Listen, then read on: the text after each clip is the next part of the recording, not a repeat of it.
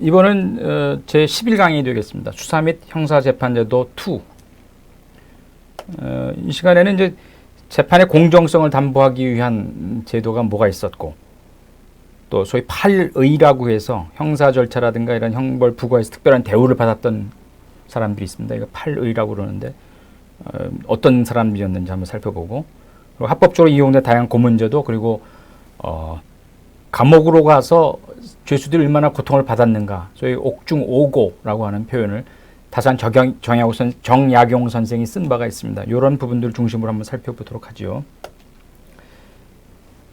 재판의 공정성을 담보하기 위한 제도, 이거는 이제 우리 재판과 연결돼서 얘기가 되어지는 부분인데, 고려시대 때 제가 설명드린 바가 있습니다. 고려시대 때 이제 소위 엽관운동이라고 해서 분경이라고 하는 게 있어요. 분경. 요거는 이제 청탁을 하러 다니는 거죠. 사람들이 자기 이제 직장에서의 승진을 위해서 상위에 있는 그 높은 고위 관료들을 찾아다니면서 승진 청탁 운동을 하는 겁니다. 오늘날에 있어서 소위 얘기하는 김영란법을 생각할 수가 있는 거죠. 적용 대상. 그런데 고려시대에는 이런 분경이라고 하는 것이 일반적으로 자연스럽게 행해졌던 것 같아요. 그러니까 심지어는 이제 임금이 자기 측근에 있는 신하들이라든가 또는 이제 환관, 오늘날 내시라고 표현되는데, 이런 사람들에게 너희들한테 부탁 들어온 거 있냐? 어때 잘 하드냐? 이렇게 물어봐요. 그래서 이 사람들이 신통치 않습니다. 그러면 왕이 그러면 들어주지 마. 이렇게 할 정도로 이거를 조장을 한 측면도 없지 않아 있던 것 같아요. 어쨌든 간에 고려시대에는 이 분경, 엽관운동이라고 하는 것이 자연스럽게 이루어진 것 같은데, 이것이 이제 소위 재판을 하는 사람들한테 행해지는 경우, 이것이 이제 또 문제가 되니까 이때는 이제 이 재판의 공정성을 해할 우려가 있잖아요. 그래서 이제 조선시대에 오게 되면 이게 분위기가 바뀌죠. 조선시대는 이 분경이라고 하는 거, 이걸 분경 금지령을 내립니다. 분경을 못하도록 해요. 그러면 이제 이 주로 재판에 관련된 직종이라고 하는 것이 한성부라든가 사원부라든가 여기에 장령이라든가 이런 사람들이 그 대상이 됐던 거죠. 그럼 이런 사람들이 만약에 그 소위 분경이 대상이 돼서 청탁을 받았다, 어떻게 하겠는가 하는 거죠. 결론은 두 사람 다, 받은 사람이나 한 사람이나 다 처벌받습니다. 그만큼 이 부분이 그 당시에는 이제 심각하게 받아들여졌던 것 같아요. 그리고 이제 고려시대 상피제도도 있잖아요. 상피제도. 같은 일정 범위에서의 친족, 뭐 처족도 그렇고, 이런 사람들이 같은 동일한 관사에 근무하지 못하도록 그 끼리끼리 모이게 되면은 문제가 생기잖아요. 항상 지네들끼리 끼리끼리 해가지고 끼리끼리 의식에 의해가 자기네들끼리 뭔가 해먹으려고 그러고, 그러다 보면은 이제 소위 불편, 어디 불편 부당함이 없어야 되는데 누구를 공정하지 못하게 또는 불공평하게 대우하는 경우가 생길 수가 있다는 겁니다. 권력이 일부 사람들에게 모이는 그런 우도 생길 수가 있으니까 그런 것을 막아야 된다. 그래서 상피제라는 걸 뒀어요. 엄격하게 적용하기 위해서. 그래서 조선시대는 분경 금지령이라고 하는 것이 있었다라고 하는 거. 오늘 이제 그 법조 비리 문제와 관련돼서 제가 좀 썼습니다. 재판의 공정성 의심케 해서 재판의 신뢰를 떨어뜨리고 결국 소송 당사자로 하여금 재판을 불식케 하는 주요 요인이 되게 된다. 분경은 이제 엽관운동이다. 분추경리의 준말이다. 관원이 전조의 대신이나 권문세가의 분주하게 찾아다니며 승진운동을 했던 거. 고려시대는 이제 사회적으로 일상화돼서 문제가 되긴 했었습니다만, 조선시대는 아예 금지시켜버렸어요.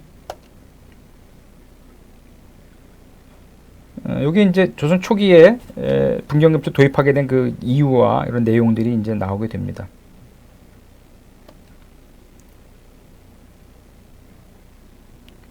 분경한 사람과는 달리 이제 재물에 욕심이 없고 곧고 깨끗한 관리, 뭐라 그랬냐? 청백리라고 했다. 청백리.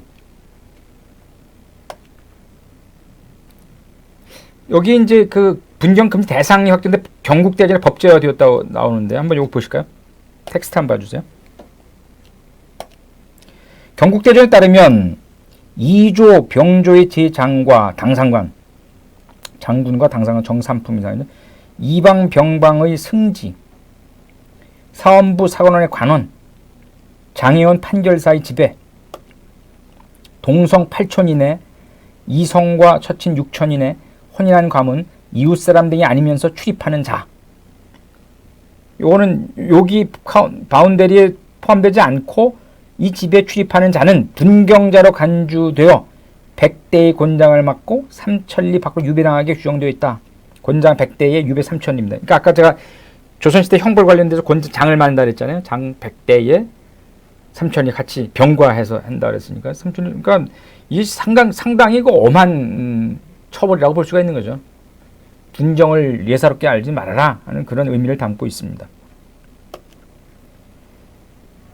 그러나 이 규정이 매우 폐쇄적인 법제여서 많은 한계가 노정되었다라는 것이고, 또한 후에는 관인들이 표면하지 않냐고 뒤에서 몰래 청탁하고 행적을 감추기 때문에 별 효과를 기대하기 힘들었다.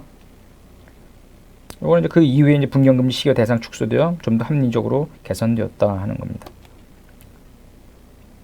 이 도목정이라고 해서, 이 도목정이라고 하는 당시 인사 행정을 하던 그런 걸 얘기합니다. 이 도목정. 실시일이 정해진 뒤에는 이조 병조의 당상관의 집에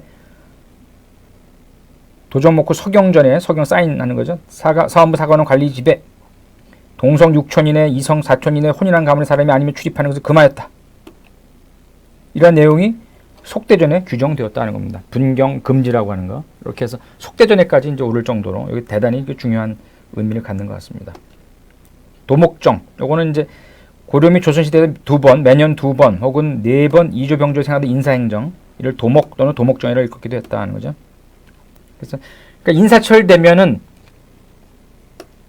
인사철 되면 쫓아다니는 사람들이 있잖아요. 여기저기 쫓아다니면 자기 승진해달라고 이렇게 해서 청탁을 하는 경우가 많은데, 그러니까 오늘날에 이제 김영란법에서 이제 이런 거 부정 청탁을 금지하기 위해서 이제 여러 가지 방책을 내놓고 있지 않습니까?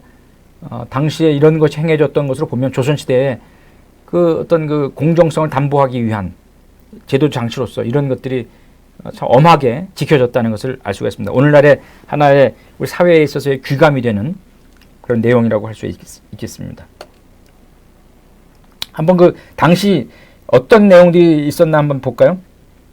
한번 여기 텍스트를 봐주세요. 중종 때에 밀례라고 하는 자와 한세보라고 하는 자의 처 사이에 노비 소유권을 돌려서 소송이 있었다는 거죠. 이 사건을 관여하는 장의원이 오판을 해서 민예가 이에 불복하여 사원부에 이제 항소하는 겁니다. 사원부에서는 장령, 정사품 아까 설명드렸죠? 윤사익으로 하여금 이 사건을 담당하게 했는데, 정월 10일에 한세보의 아들인 한비가, 당시 한비는 요 직장 벼슬을 하고 있었습니다. 윤의 집을 찾아가 청탁하러 갔겠죠. 잘 부탁한다고. 이것이 화근이 되었다 하는 얘기입니다. 그날 윤이 사랑에 앉았는데 어린 종이와 손님이 왔다고 하기에 들어오시라 했더니 바로 한비가 들어왔다는 거죠. 둘 사이에 이런저런 이야기가 오간 후 한이 자기 어머니 소송사건에 대해 말을 꺼내자 윤이 그를 탐탁지 않게 여기며 듣고 있자 한은 그냥 되돌아가 버렸다. 윤은 이것이 분경금지령이 저촉되는 것이라 여겨 대사원인 박호에게 이를 고했다는 겁니다. 뭐 그냥 돌려보냈는데 이 분경금지 대상이 될 거 아니냐 그래서 대사원 책임자한테 이제 얘기를 한 겁니다. 윤은 무릇 자기에 관계되는 소송사건 형조나 한성부 담당기관이라 할지라도 그들의 집에 찾아와서는 안 되는 일인데, 하물며 자신이 법사의 관원으로서 사건의 내용을 담당 조사하고 있는 중인데 사건 관련자가 몸소 찾아와 청탁을 하니 이는 잘못된 패다 아니면 이런 일은 모름지기 방지하고 금지해야 한다고 누차 주장했다. 공개되고 사원부 사건에서 이제 열띤 논쟁이 계속되었습니다. 중종이 무마하자 한과 윤을 모두 수색 체포해 조사하는 것으로 결정했다. 또 다른 사건으로 조선 중종 때 한성부에서 사원부로 이관한 소송사건이 있었는데, 당사자 중에 한 사람이었던 허순영이라는 자가 사원부 장령이었던 황준윤이라는 자의 사촌 매부의 동생 되는 송천동이라는 자를 황의 집으로 보내게 하였다. 홍천동이 황의 집을 다녀나오다가 마침 그의 뒤를 밟고 감싸고 있던 상대방 당사자인 박소에게 붙잡혔다는 거죠. 박소가 송천동을 묻고 황의 집에 들어가서 면박을 주는 겁니다. 뭔가 욕설을 다 하고. 그러니까 이 사원부 관원들이 본 앞에서 갖은 말로 소송 청탁을 한 사실을 폭로한 거예요. 그래서 황은 4번이나 사의를 표했어.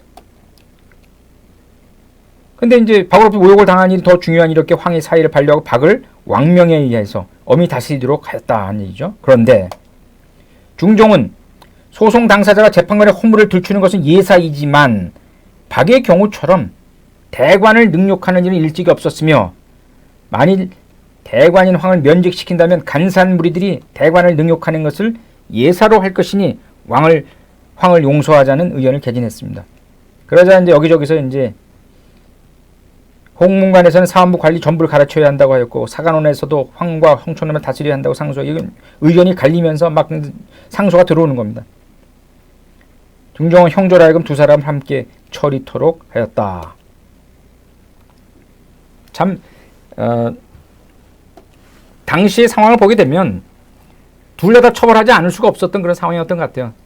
청탁을 하러 간 사람이나 청탁하러 온 것에 대해서 그것을 이제 다 분경 금지령이라고 하는 게 있으니까 보고했는데 그 보고한 것을 듣고서 그걸 어떻게 처리해야 하느냐와 관련돼서 둘 다 체포해서 뭐 체포하고 둘 다 처벌하도록 하고 뭐 이런 결정이 내렸던 것이 조선시대의 일반적인 관행이었던 것 같습니다.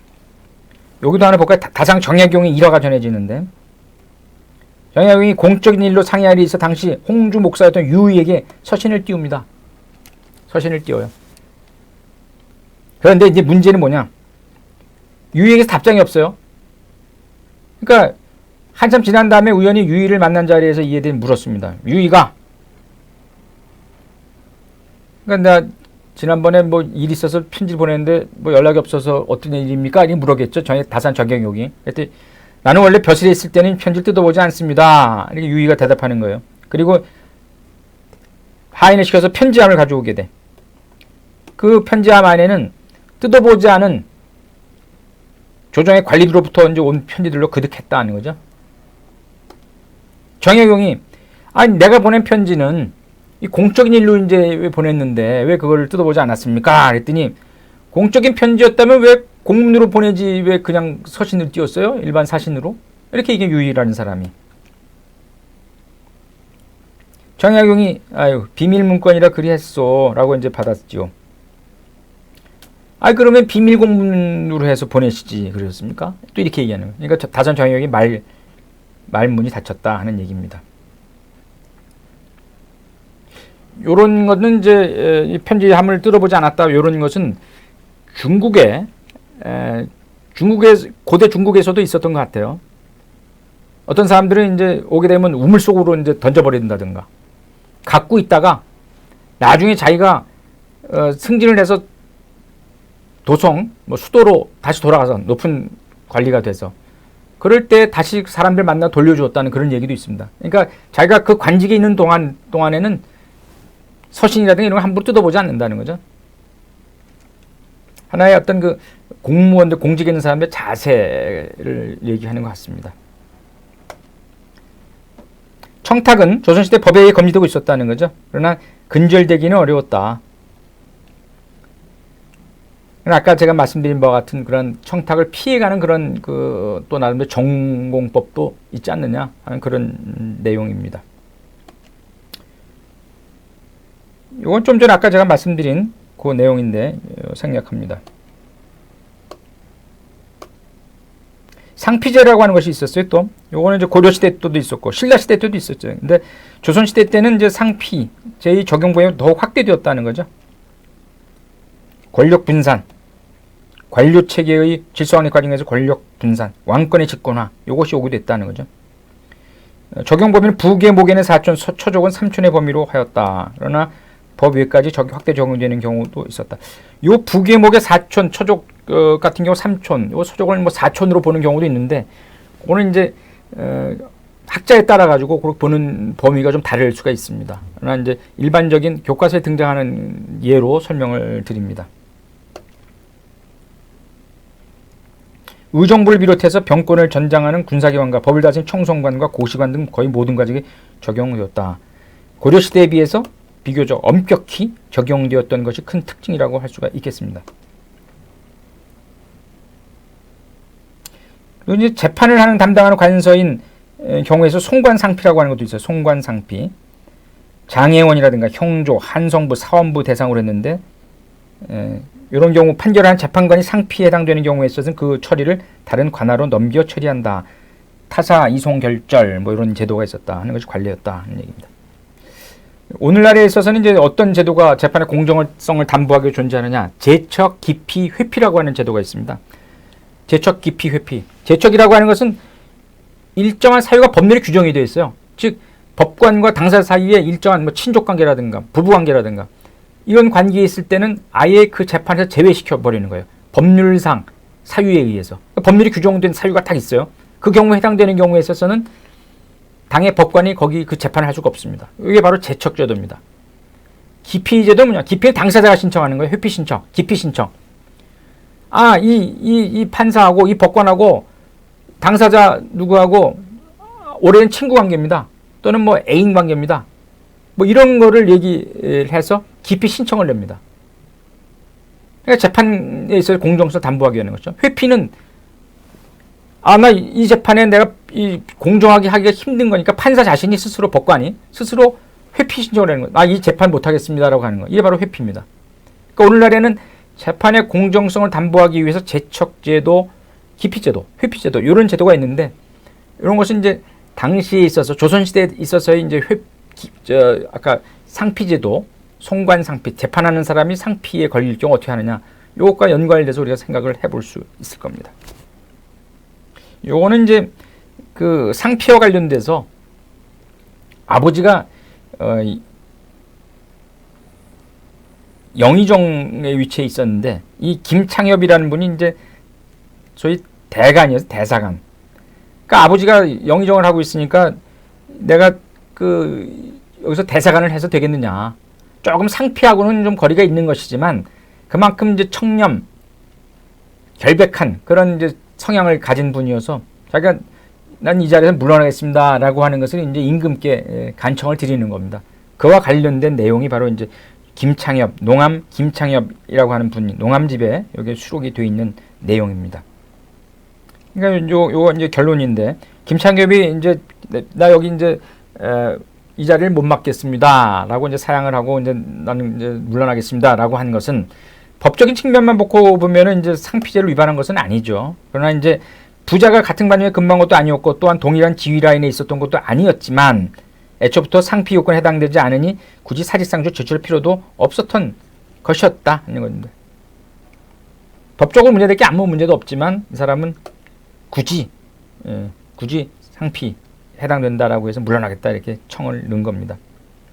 여기에 등장하는 게 이제 여공조, 범조라는 이제 분이 있는데 이 부분은 이제 여공조, 범조 이런 분이 있다. 그만 알아두시기 바랍니다.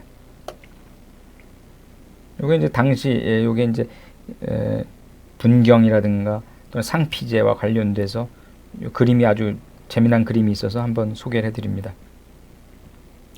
이번에는 아까 좀 소개를 했습니다. 팔의라고 하는 파리제에 대해서 한번 설명을 드립니다. 형사 절차와 형벌 부과에서 이제 특별한 대우를 받은 자, 이걸 이제 팔의라고 했습니다. 팔의는 뭐냐? 여기 팔의라고 하는 것에 해당되는 자가 범죄를 저지른 경우 그 처결에 관해서 공문으로 직접 왕에게 보고하고 왕명을 받아야 했다. 자의로 소환 신문할 수 없었다. 자의로 임의로 부를 수 없었다. 그러니까 왕의 명령을 받아서 해라 하는 거죠. 굉장히 그 특혜입니다. 팔의라고 하는 것은 범죄를 저질렀음에도 불구하고 함부로 소환하고 형사처벌할 수 없다. 소환 신문할 수 없었다. 주나라 때 8가지 특별한 사정이 있는 사람에게는 형사절차 형법에 있어 특전을 제도가 있었는데 이를 팔벽이라고 했다. 팔벽. 그러니까 요 때에 있어서의 요 제도를 조선시대 이제 이걸 받아들인 것 같습니다.